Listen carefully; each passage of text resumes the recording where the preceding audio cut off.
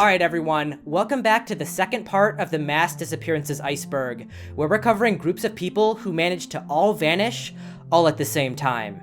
If you haven't seen the first part, don't worry, the cases in this video are going to be a lot more unhinged than the last one. To recap, iceberg charts usually start off at the top with the more well-known entries, and as we go on, and as we cover more and more disappearances, they tend to get more obscure and more disturbing. Since we're diving deeper beneath the surface, this video contains some of the most unexplainable mysteries I have ever covered on the channel. With all that being said, grab a snack, get comfortable, and shut the blinds.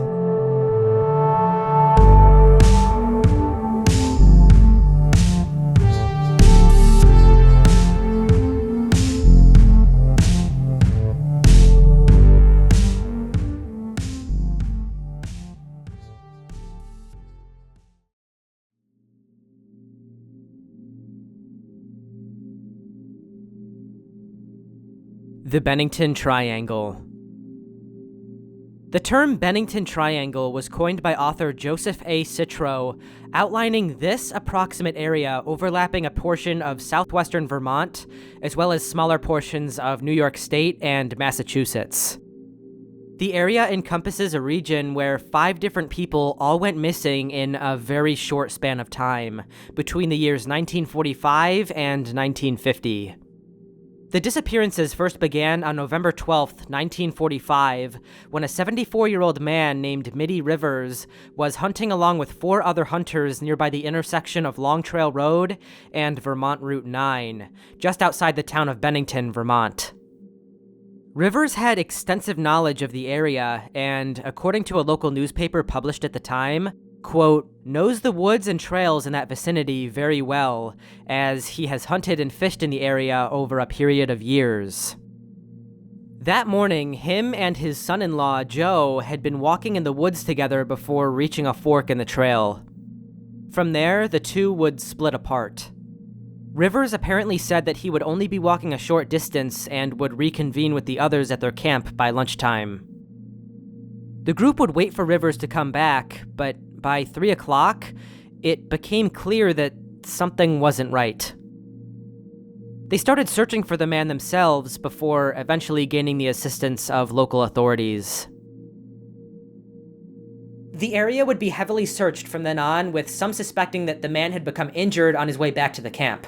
300 local firefighters, residents, and soldiers would comb through the woods for the next 8 full days, but ultimately were unable to find the man. The only clue they were able to uncover from the entire area was a single rifle cartridge found sitting next to a stream. These kinds of cases are so strange to me because you'd imagine that at least one person would hear him screaming or calling out for help if he had really just hurt himself out there. Despite such a massive investigation in such a small area, no sign of Rivers was ever found in the almost 80 years since he disappeared. The next person to go missing in the area was an 18-year-old college sophomore named Paula Jean Weldon, who just 1 year later, on December 1st, 1946, would head outside for a hike on Long Trail. Yeah, the same exact trail Rivers had gone missing on.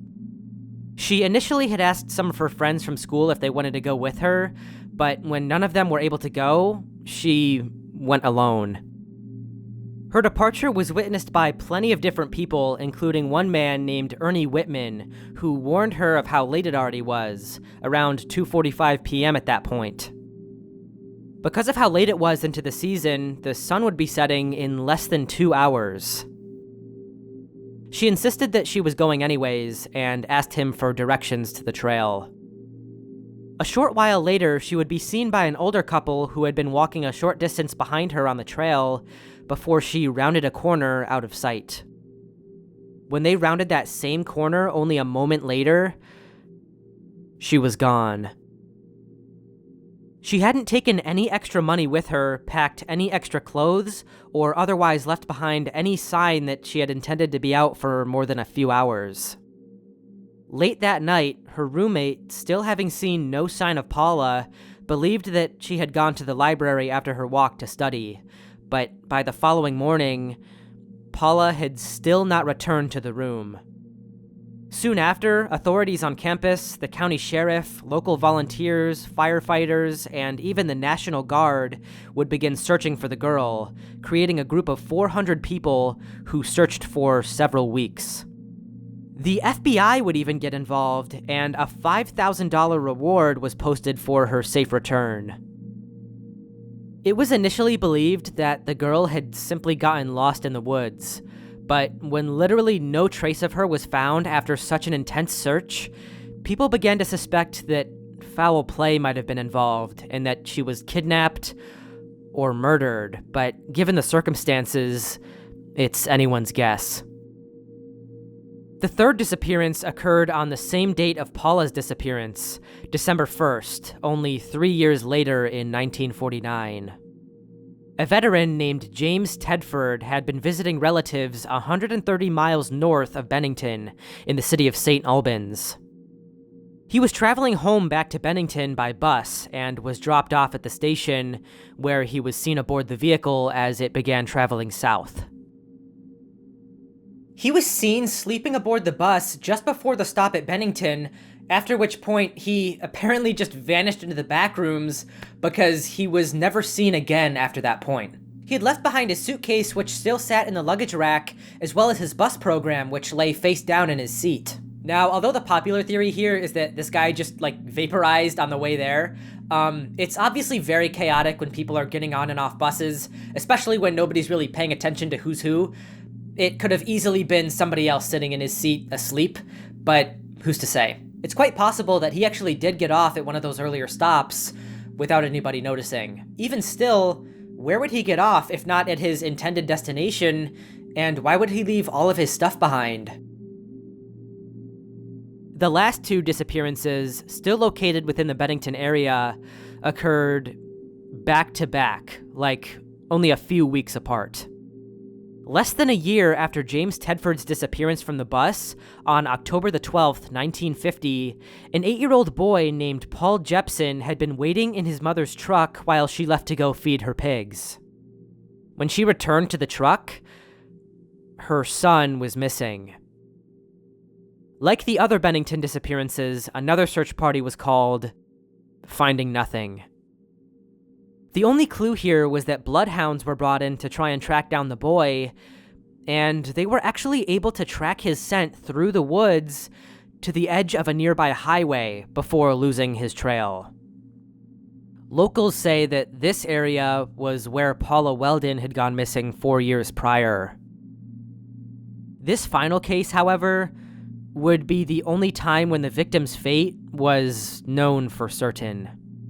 Just over 2 weeks later, on the 28th of October, a 53-year-old woman named Frida Langer went for a hike while camping with her family near the Somerset Reservoir, accompanied by her cousin, Herbert Eisner. A few hundred yards into their hike, the woman slipped down into a stream and got completely soaked. She asked him to wait for her on the trail while she ran back and changed into a dry set of clothes. But when she never met him back on the trail, he returned back to the campsite to see what the holdup was, following the same path that she would have taken. Upon his arrival, the family informed her that she had never returned back to the site. 5 searches then took place over the next 2 weeks, overlapping those of 8-year-old Paul Jepson, who had only just disappeared as well.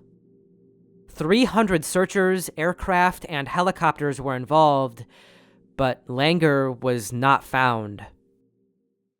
At least, not right away. Fast forward 7 months to May 12th, 1951, when 2 fishermen uncovered the body of the woman in an open area that had previously been heavily covered by the different search parties, possibly indicating that the body was moved to the area sometime later. Her body had apparently been so badly decomposed that no cause of death could be determined. These 5 cases are extremely bizarre, especially given the close proximity in which they all occurred, and the fact that they all happened within just 5 years of each other. There are essentially 3 different theories behind what happened to the people who disappeared in the Bennington Triangle cases. The first is that these 5 people were the victims of foul play, and that they were murdered, kidnapped, or otherwise forcibly taken from the area, which is supported by the fact that 4 out of the 5 never had their remains found. The second group believes that something supernatural happened here, especially with the case of James Tedford, who seemingly dematerialized just before his arrival in Bennington.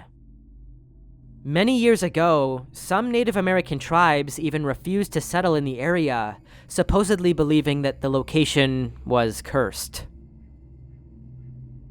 As well as this, for whatever reason, the area supposedly has a high number of UFO sightings, which has contributed to the local legends that these people were abducted or somehow were the victims of some sort of unexplained and undiscovered phenomena. The final theory really just posits that the cases are connected solely by coincidence alone, and that each of the victims went missing or died in their own mysterious ways. Maybe it wasn't anything supernatural, but in my personal opinion, I think these cases are way too similar in their circumstances, time period, and location to be completely isolated incidents. I personally believe that each, or at least most of these people, were the victims of either a kidnapper or a killer who was just never caught. If you really stop to think about it, back in the 40s and 50s, in a town with a population around 12,000, it's really not impossible to see how someone could have gotten away with committing multiple crimes like this, but unfortunately, we'll probably never know for sure.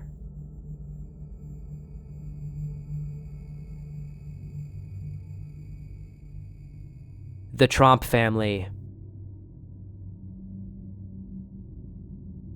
This next one is one of the strangest on the iceberg, as an entire family disappeared of their own accord, then reappeared a short while later without any of them being able to recall why. The Tromp family is a family of 5 who lived in the town of Silva, Australia, just outside the city of Melbourne, where they ran a red currant farm and earth-moving business.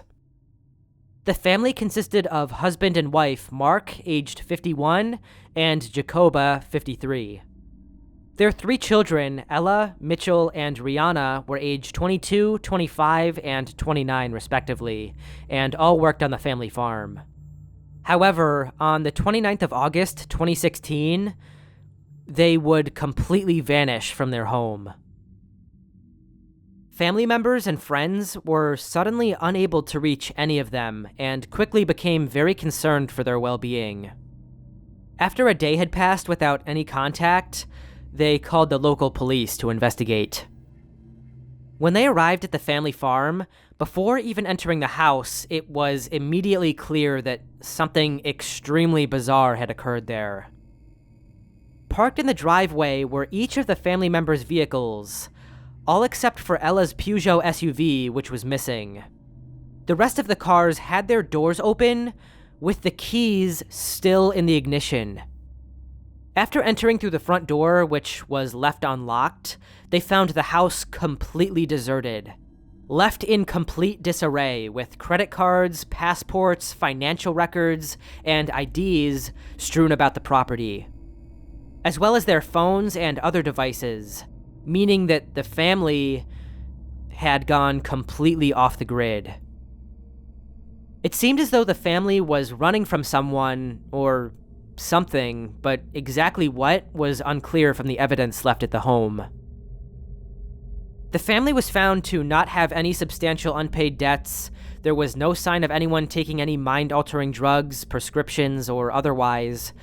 The police were completely perplexed as to why they had left and where they could have possibly gone. It would be found out later that the family had started driving north, though it's unclear if they had a particular destination in mind at the time.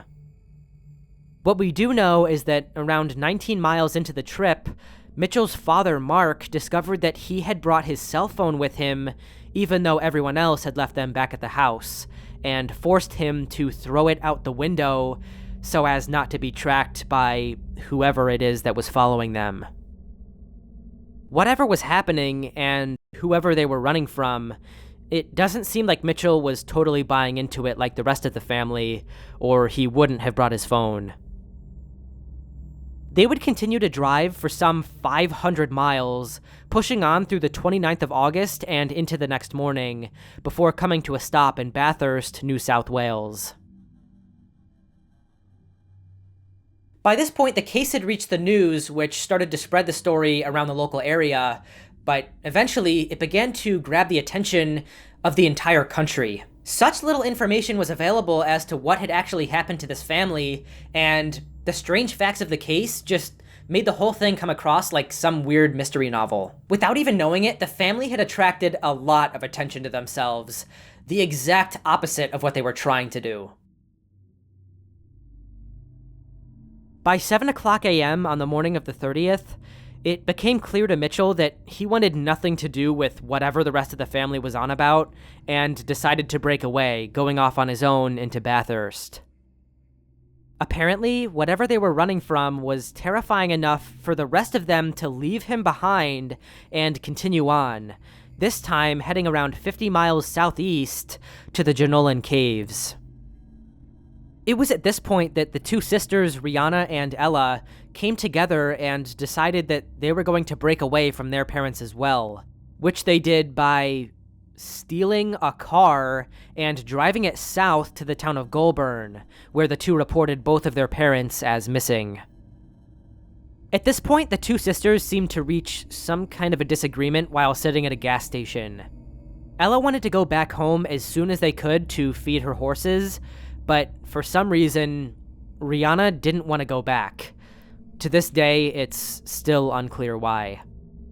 Either way, Ella would take the stolen vehicle all the way back home and would be the first member of the family to return, later on the night of the 30th, where she was met by police, who bombarded her with questions, informing her that by this point, the entire country was obsessed with the story and wanted more information on where they had gone. But strangely, and for unknown reasons, she wasn't able to provide them with much information. The following morning, Mitchell finally arrived back at the house. Despite being the first to break off from the group, he took longer to get back because he didn't have a vehicle and relied on public transportation to get home. Again, though, none of them had brought their bank cards or identification, so surely this couldn't have been easy. Thought getting out was the best idea at the time. But yeah, in hindsight, I probably should have stayed with them and tried to help and bring them back around or talk to them more. I was still confused about the whole situation, as I still am now. But I needed to get home to feed my horses. Yeah. Although these two appear to have escaped from the situation relatively unharmed in terms of their mental condition, the same couldn't have been farther from the truth for the other members of the family. Several hours after Ella had split off from Rihanna at the gas station, a man named Keith Whitaker was driving his Ford F-250 to a doctor's appointment in the same area. He had apparently been driving for around an hour at this point, when he felt a strange kick to the back of his seat. Looking over his shoulder into the rear of the vehicle, he saw a pair of legs on the floor. It was Rihanna. When the man pulled over to see who the woman was and why she was in his vehicle, he found out that the woman was in a completely catatonic state. She didn't know how she had gotten back there either. In fact, she had no idea who she even was. The man immediately called the police, who ended up taking the girl to Goulburn Hospital, where she began receiving treatment in their psych ward. She wouldn't leave for several months. Going back to the parents, they had left the Jenolan Caves and had actually begun to head back towards their house, landing in the city of Wangaratta, a 370-mile drive, before somehow even these two became separated. Mark ended up keeping the vehicle and remained in Wangaratta, while his wife Jacoba just took off, using public transportation to again head back north away from the house. She was able to make it 220 miles from there to the town of Yas, where on the 1st of September, she tried to book a hotel room. However, upon realizing her unstable mental condition, someone ended up taking her to the hospital, where the staff actually recognized her from the news reports as one of the missing members of the Tromp family. They called the local police, who then took her to the Goulburn Hospital, the same place where her daughter Rihanna was staying. Both women were interred in the psych ward for, again, several months. As for her husband Mark, he ended up tailgating a couple the previous day, late into the night on the 31st of August. His erratic driving caused the couple to pull over, and Mark followed right behind them, coming to a halt. He then opens his car door, runs out into the street, almost bolting towards the car in front of them, before stopping dead in his tracks, standing there for a moment, and then bolting into a nearby park. Police soon arrived, finding the Peugeot SUV still parked with the keys in the ignition, but there was no sign of Mark anywhere in the area. The authorities would finally catch up to him on the 3rd of September when he was discovered walking along the side of a road by the Wangaratta airport at around 5:50 a.m. Mark was visibly angered about something and clearly was in the middle of a mental breakdown. He was brought into custody before his brother was informed of the situation and made the drive to come pick him up. Word quickly spread to the public, and reporters immediately bombarded Mark and his brother as they attempted to leave the police station and make their way back home. Once the family was back together again at the home, things finally started to calm down, but they never really provided the public with a clear picture of what actually happened. There have been a range of theories, with some believing that the chemicals that they used on their farm actually caused them to experience some sort of psychosis. Others believe that they were actually being tracked down by some unknown entity. From what I've gathered, though, it seems that the family actually just experienced folie à deux, or a sort of shared psychotic episode. The kids, when recalling what happened, have only told the media that their parents, specifically Mark, truly believed that the entire family was in danger and that they needed to escape as soon as possible. Still, it seems that these delusions affected the family members to an extremely grave degree.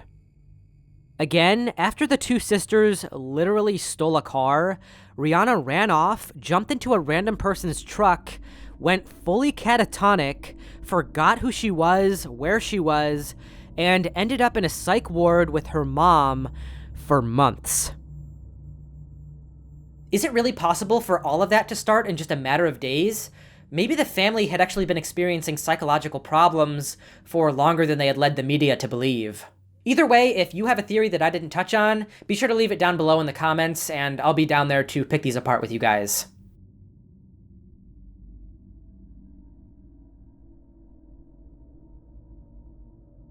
The Fandel Children. Our next case takes place in Sterling, Alaska, a small, cold town on the outskirts of Anchorage, which had a population of less than 1,000 back in 1978 when this tragedy occurred. The small Fandel family consisted of single mother Margaret Fandel, who had recently left her husband Roger in a fairly messy divorce, along with 13-year-old Scott and 8-year-old Amy. The three lived in a small cabin out in the woods, and Roger had moved down south to Arizona. After this point, because Margaret worked long hours as a waitress to make ends meet, she had no choice but to leave the kids alone at the house unsupervised for fairly long periods of time. It was early September, the 5th to be exact, in the year 1978, when the family of three met up with their Aunt Kathy at a bar restaurant called Good Time Charlie's. The group stayed together for a short while before 10 o'clock, when the two women walked the children back to the house so they could return to the bar alone. She warned the children not to stay up much later as they had school the next morning before heading back out. The two didn't lock the door to the cabin upon departing, however, because they couldn't. The lock was broken. Despite this, however, the children would leave the home after being told not to stay up by their mother and made their way over to the neighboring Lupton family's home. They were very close with the family's two children and would walk to school with them each morning. At some point, likely within the next hour or two, the children would leave from the Luptons and head back home, though the exact time they left isn't certain. It would appear that the children had made it back safely, as one neighbor who had been passing by stated that he had noticed the lights on at the Fandel's cabin at around 11:45 p.m. that night. It would be several hours after this point, however, into the following morning and sometime between 2 and 3 a.m., that Margaret and Kathy would return back to the house to find the lights out. This apparently was a bit strange in retrospect, as the two children were scared of the dark and had a habit of leaving the lights on before going to bed. An even more peculiar scene would be found in the kitchen. A package of macaroni and a can of tomatoes were found on the counter next to a pot of water left boiling on the stovetop. There was no other sign of the children, and the two women simply assumed that they had went over to the Luptons to spend the night before heading to bed themselves. Margaret would wake up the next morning and leave for work at around 8:30 a.m., and Kathy would wake up at around noon. Both women believed that the children had just gone off to school with the neighbor's kids and didn't give the situation a second thought.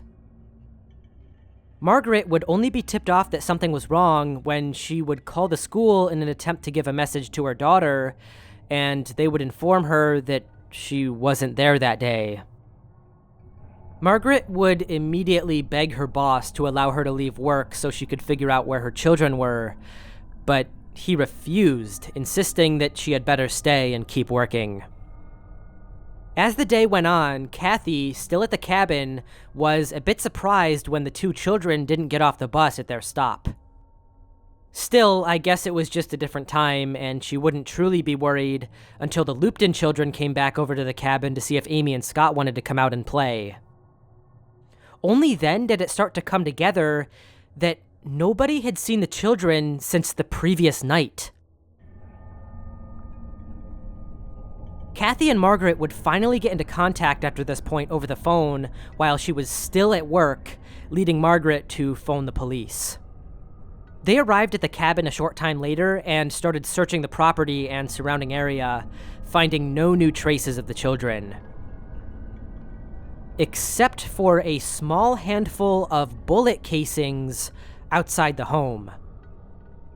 Although this was fairly suspicious, the lead was a dead end, and apparently nothing would come of it.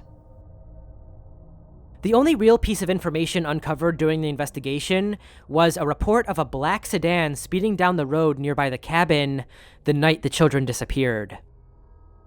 When Sergeant Tom Sumi followed up on the lead, it was discovered that the vehicle belonged to two carnival workers who Margaret had actually allowed to stay at the cabin in late August of that year.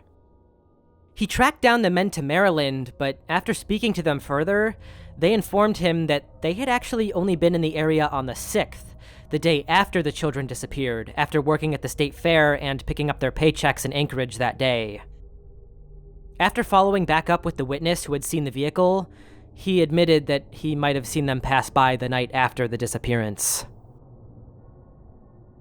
In fact, not only was this lead a dead end, but the entire case was. Essentially, no new leads would come from the investigation. Many of the different family members would start to point fingers at each other, with Margaret believing that her ex-husband was the one who actually took the kids. However, when she did finally get into contact with him and his family, it quickly became clear that he could not have committed the crime, as he was still living in Arizona. If those children are still alive today, Scott would be 59 and Amy would be 52. However, due to the obscurity of this case and the lack of any real good leads, it's unlikely that it will ever be solved. Following the disappearances, Margaret would move away to Illinois, and the cabin would burn to the ground.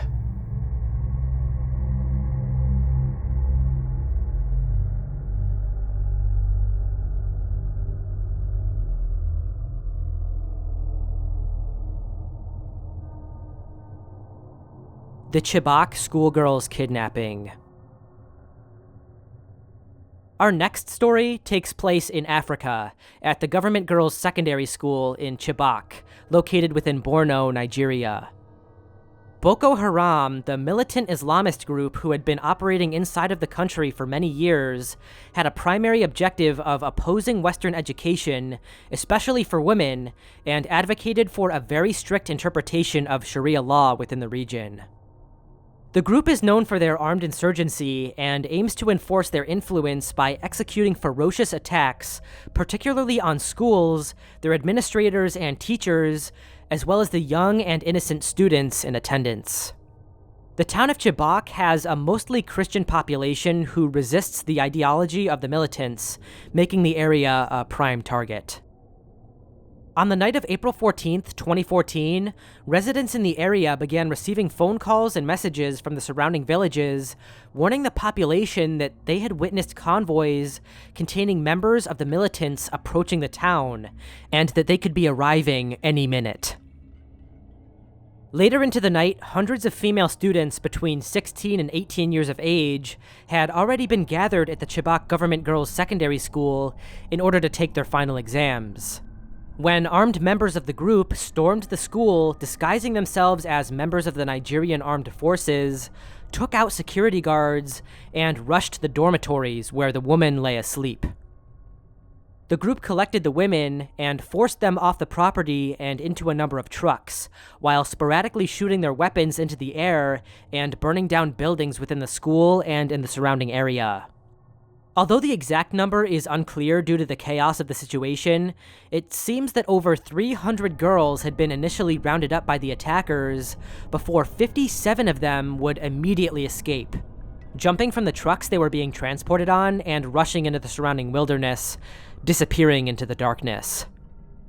However, it's estimated that some 276 girls were not able to escape and remained under the iron grip of the militants.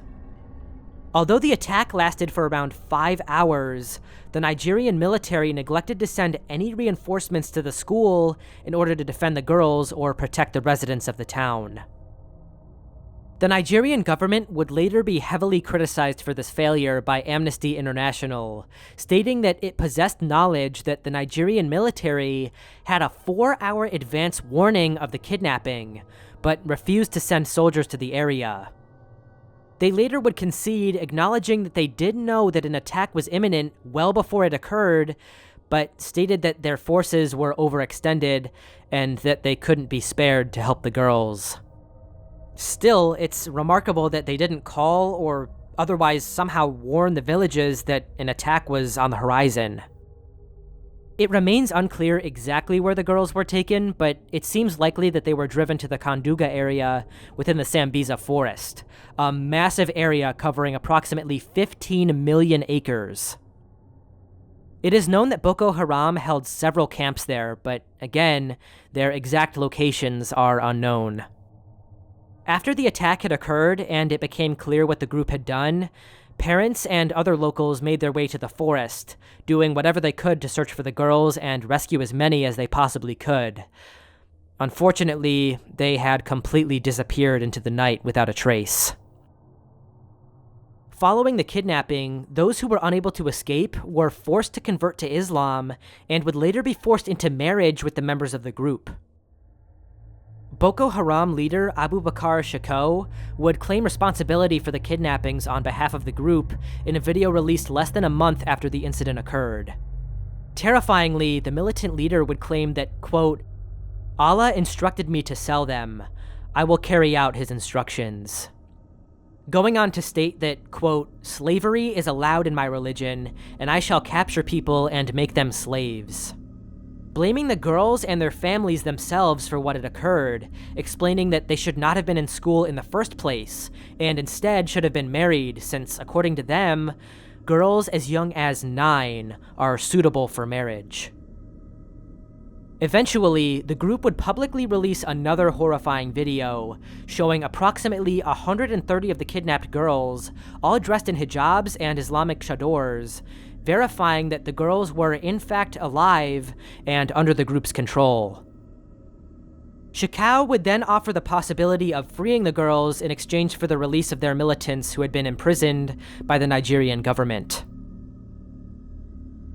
Something else would occur shortly into their imprisonment that honestly just pissed me off more than anything. In response to the kidnapping, the United Kingdom would launch Operation Turris, which had the sole objective of locating and rescuing these girls. They would deploy military specialists, reconnaissance aircraft, and utilize satellite imagery, all to track them down. And believe it or not, but they actually found them. It only took them like a few weeks. And at the time, it actually looked like all of these girls were all being kept in the same place. They even offered to go in and rescue the girls themselves, but the Nigerian government flat out refused their help. Nigerian President Goodluck Jonathan believed that their government should be the only ones to take any action against the kidnappers and flat out just turn them away. They did accept an aid package from the United States and the UK that would help them find the girls, so way to go.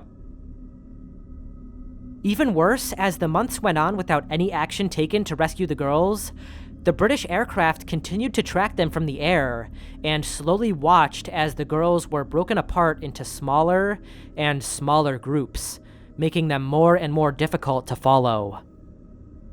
Things would only get worse as time went on. Several disobedient girls would be tortured, murdered, and buried after refusing the ideologies being forced upon them by their kidnappers. Slowly, several girls would be found, with 4 having escaped later into 2014, walking back to civilization for 3 weeks before telling their story and explaining how they had been held in Cameroon and sexually abused every single day since they had been captured.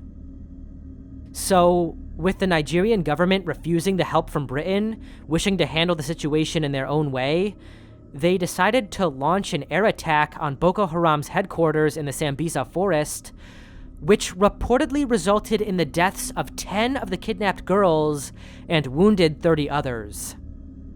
They were able to wound the leader Abu Bakar Shekau and kill several commanders, but I can't help but wonder how much better this could have gone if they had just agreed to receive the help from the UK and launch a joint operation to save them all at once. It just doesn't make any sense. As time went on, negotiations would eventually be held with the group, the first of which occurred in October, resulting in the release of 21 of the girls, along with a child who was born to one of them while she was in captivity. Another successful negotiation was held on the 6th of May 2017, resulting in another 82 of the girls being released. Others managed to break away and escape on their own. Currently, over 90 of the girls who disappeared back in April of 2014 are still missing to this day and are likely either still under the control of the group or were murdered by these monsters.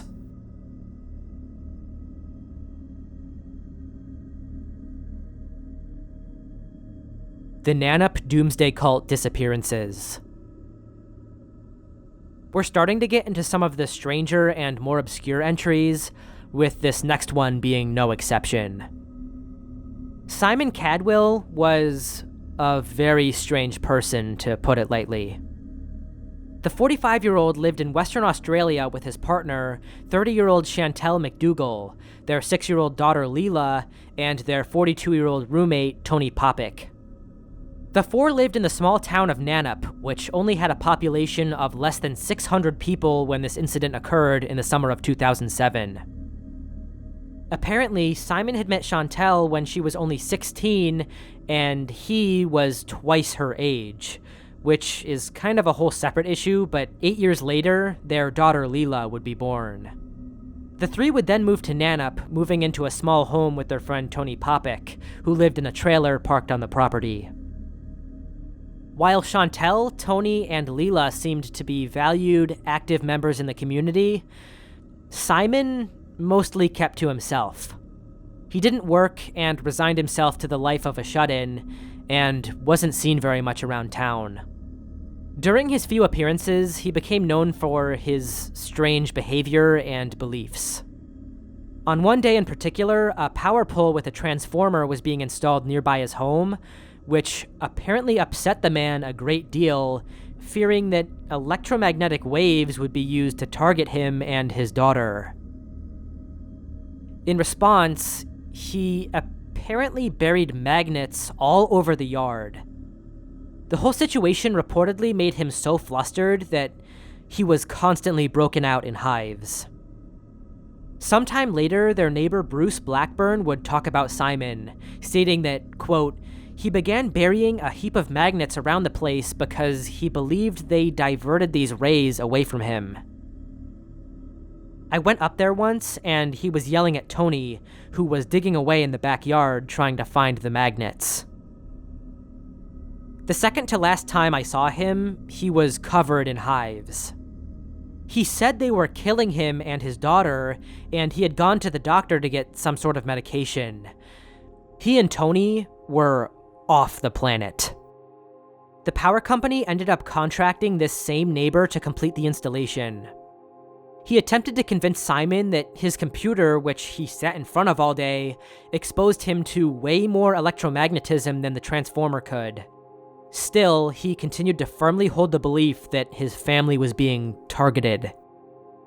It was my job to connect it, but I rang Western Power and told them that I wasn't going to do it because I firmly believed that if I did, this bloke was going to top himself.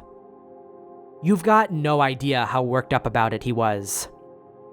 There have also been reports that Chantel was extremely submissive when it came to the lifestyle and demands that Simon would impose on her, though it doesn't seem that any domestic abuse was ever reported from the home. He was seemingly very persuasive and was a skilled manipulator. By the 13th of July, 2007, Chantel would phone her parents to explain that Simon had left for Brazil and that she was going to take Leela and follow him there. She would then go on to sell her dogs and her car to a local dealer before entering a waiting vehicle and driving away. There would be no confirmed sightings of the four since that moment. The police would get involved fairly quickly and would discover a note left on their door containing the words, "Gone to Brazil," along with some of their credit cards, wallets, and even dirty plates being left out on the table. They would check the bank accounts of the missing family, finding that none of them had been accessed since the sale of the car, nor would they ever be used again. The strangest detail of all, however, would be found online in relation to Simon Cadwell. It turns out that he was actually the leader of a shady Doomsday cult known as the Servers of the Divine Plan, or the Truth Fellowship. He had actually published a book in the years prior to their disappearance, which is apparently still listed for sale on Amazon, with the title Servers of the Divine Plan, The Destiny of Ages is Nigh. The listing is given the following description. Mankind and planet Earth have today arrived at a critical juncture in their evolutionary journey. At the close of this 75,000-year major cycle, a new world is about to be born. The memories and higher faculties of certain individuals are just today returning to them, and they are beginning to recall the purpose of their incarnation, their duty to humanity, and to planet Earth. Strangely, however, after the investigators contacted immigration authorities, they found no record of Simon, Tony, Chantel, or her 6-year-old daughter ever leaving the country. After later interviews with Tony Popek's parents, it was discovered that Tony had received money from his father for what he believed were legal fees in the amount of $25,000 before the disappearance occurred. An even more shocking discovery was made shortly afterwards. Simon Cadwell wasn't Simon Cadwell. It turns out that his real name was Gary Felton, and back in 1986, while working at a software company in England, he met a man named Simon Anthony Cadwell. He ended up stealing the man's birth certificate, going by his name, and was even able to get a passport under it before he moved to Australia in 1997. The fact that Simon, or Gary, had already committed identity fraud meant it was not out of the question that he could do it again and potentially do so for all 4 members of the group. The only trace of the group after having sold the car at the dealership comes 3 days after the disappearance on the 16th of July, when a man using Tony's ID and apparently possessing his cell phone took a train from Bunbury to Perth, around a 100-mile ride north.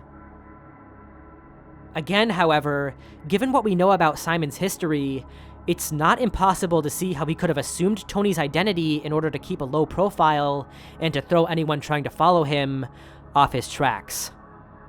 This becomes even more plausible when we learn that the man using Tony's ID actually claimed to be an entirely different person, going by the name Jay Roberts. There is no evidence to suggest that the others were on the train with this person. Detective Sergeant Balfour, who was investigating the case, stated the following: "We know that Tony was very protective of Chantel and Leela, but we also know that they were obedient and submissive to Cadwell. He had a very persuasive way of talking, and I think if he had suggested something, they would have gone along with it. Remember, he successfully isolated Chantel and Tony from their families, so it's perfectly possible that they are alive, living off the grid somewhere in Australia or overseas. There are other ways to leave the country. They could have left by boat or on a yacht. There are so many possibilities, so many uncertainties. Even the facts raise more questions than answers." Simon would write one final blog post in late June of 2007, writing, "I'm exhausted, and the only option left is to leave this world." He even told one of his female followers that he was considering taking a lethal dose of Nembutal with his family so that they would all move on to a higher plane together. When the woman reminded him that this would be equivalent to murder, he instead suggested that he would take them out into the wilderness and that they would spend the remainder of their lives in isolation. Even more horrifying is that 3 related suicides would occur, one of them just days later when one of Simon's followers took his own life, also using Nembutal, on the 24th of July, 2007. The other 2 were a boyfriend and girlfriend who followed suit on the 26th of August, 2008. Apparently, in both situations, notes would be left behind informing those who would find them that they were now above this world and were moving on to a higher plane. It's impossible to say what happened here beyond a reasonable doubt. Did the 4 take their own lives, including that of 6-year-old Leela? Did Simon aid in the disappearance of the group, creating all new identities for the 4 of them before heading off the grid? And who was that on the train posing as someone named Jay Roberts, but using Tony's identification? Could this have been Simon posing as his now deceased friend, hoping to avoid a murder charge?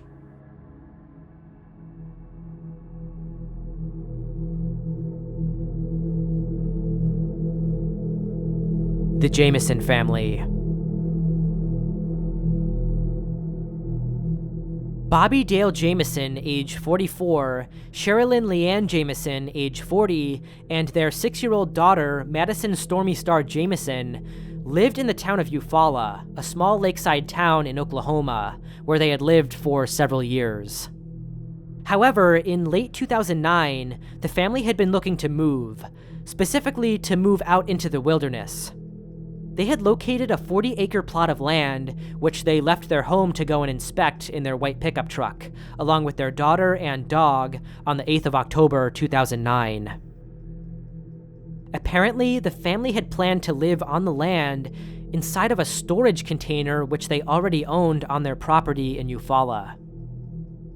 Several days after they had left to visit the land, on the 16th of October, the family's truck was found abandoned near the wilderness by 2 hunters.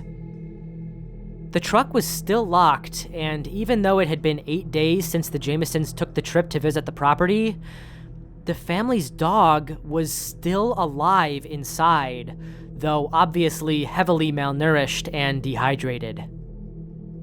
Also discovered inside were IDs, phones, wallets, a GPS, their jackets, and, even more strange, $32,000 in cash. The truck revealed no signs of a struggle. The investigators searched the area in an attempt to locate the family, but given the amount of time that had already passed by this point, it didn't seem that they were in the area any longer. The following day after the discovery, investigators decided to look into the GPS data collected from the family's cell phones during their last known moments, which revealed that earlier on the day of the disappearance, before abandoning their truck, they had stopped at a hill nearby where they exited the vehicle with their daughter. There, this photo of Madison was taken with Bobby's cell phone. Obviously, there's no context to this image, and there has been widespread speculation as to why it was taken and the somewhat distressed look on the girl's face. Following this point, a massive search went underway, with police searching through the wilderness with dogs, all-terrain vehicles, aircraft, and over 300 people. Despite their efforts, they failed to locate the family. Investigators also uncovered footage from the family's home security camera taken the same day that they disappeared, which some claim depicts the family in a trance-like state, silently loading up the truck with their things. At some points, they would apparently just stop and stare off into space. As the family's background was further revealed by authorities, it became clear that they had been acting odd for quite a while, adding another odd layer to the case. The Jamisons, along with their friends and family, were convinced that their home was haunted by some sort of an evil presence, with several people reportedly having paranormal experiences on the property. It's also worth noting that Sherilyn actually claimed to be a witch, owned a witch Bible, and would spray paint strange sayings about religion and witchcraft on the storage container on their property, as well as on walls around the town. Adding to this, some sources even say that they had taken Madison to their local pastor to discuss how she had been seeing ghosts. Unfortunately, despite each of these peculiar leads, each of them would end up as dead ends before long, and the case would go cold fairly quickly.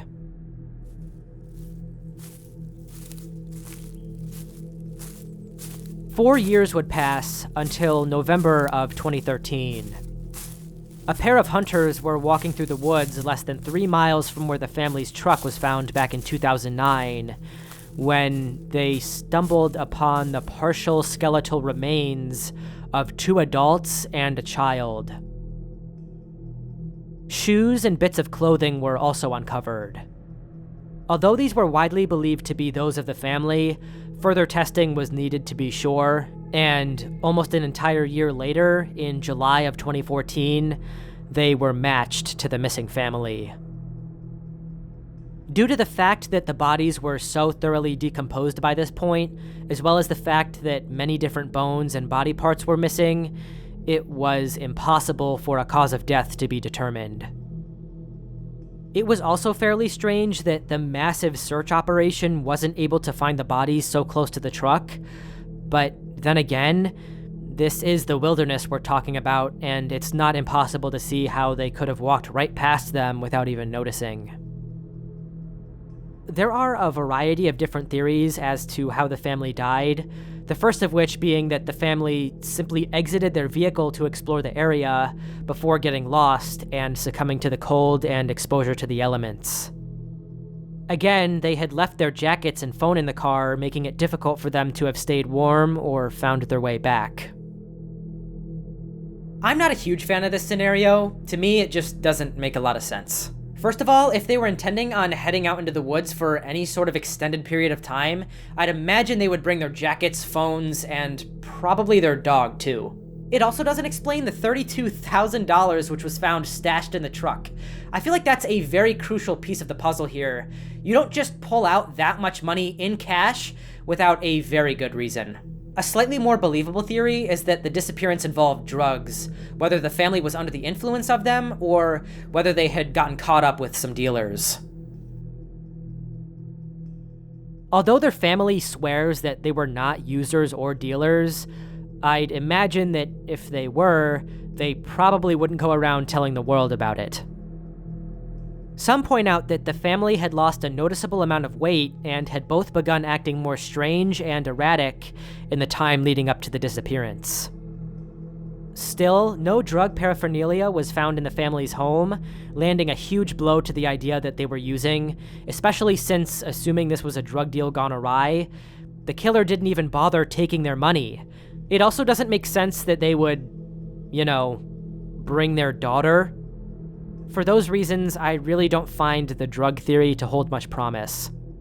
I could maybe see them hallucinating seeing ghosts in their home, planning on living in a storage container in the middle of the woods, and running around the wilderness, all being a result of them using drugs. But maybe in a similar case to the Tromp family, this was another case of folie à deux, or group psychosis. Maybe this is how they ended up lost, out in the middle of the woods. It still wouldn't clearly explain exactly what the money was for, but if we're talking about people experiencing a mental health crisis, I guess you'd have to expect some erratic behavior like this. The darkest group of theories, however, posits that murder was involved, whether the blood be on the hands of one of the family members or somebody else. Inside of the abandoned truck, investigators actually found an 11-page-long hate letter that Sherilyn had written to Bobby, where she angrily accused him of being a hermit. Investigators have pointed out the fact that Sherilyn's gun, which she usually kept inside of her car, was never found. Some have said that the family had a lot of different problems, and many believe that one of them took out the other two before turning the gun on themselves, all at the same location. Still, this doesn't explain why the gun was never found at the scene, nor does it explain the money. One other suspect outside of the immediate family, however, was Bobby's own father, who had a strained relationship with his son. It is known that he had actually threatened to kill Bobby and his family multiple times. In fact, Bobby had actually filed a protective order against his father just 6 months before the disappearance, alleging that he had threatened to take him and his family's lives in both October of 2008 and in April of 2009. In the 2008 incident, Bobby wrote in the order that his father had actually hit him with his car. He continues, writing that his entire family is, quote, severely scared for their lives, and that I am in fear at all times. Although the protective order was dismissed by a judge in May of 2009, Bobby had also launched a suit against him for a separate reason. Bobby would occasionally work without payment at his father's gas station as he promised his son half of the profits. However, he never ended up paying him. Even assuming that his father did have motive to carry out these horrific acts, it turns out that he was actually in the hospital while the disappearances occurred, and that therefore he couldn't have even been directly responsible for their deaths. Some have theorized that he could have had somebody else carry it out, but there's very little real evidence to support this. There are several theories to this case, but honestly, these few seem to be the most credible out of all the research that I conducted, and even then, none of these really sound plausible at all. I've covered a lot of different disappearances by this point, and this one specifically has to be one of the most baffling and just confusing cases that I have ever read. There's just not a single credible scenario that checks all the boxes here. The biggest questions still remaining are 1, what made them get out of the car? 2, why did they have over $30,000 in the truck?